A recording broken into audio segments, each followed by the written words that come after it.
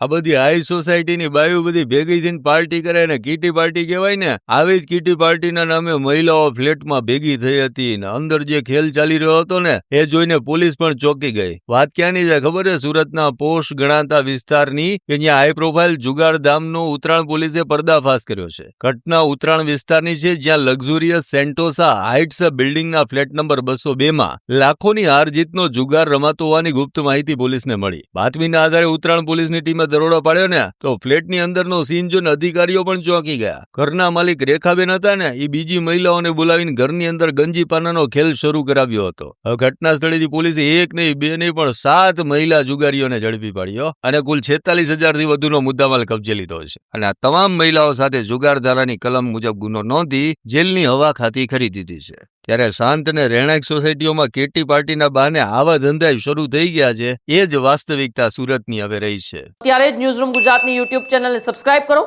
અને ઇન્સ્ટાગ્રામ અને ફેસબુક પર ફોલો કરો. અપડેટ રહો, સત્યની સાથે રહો.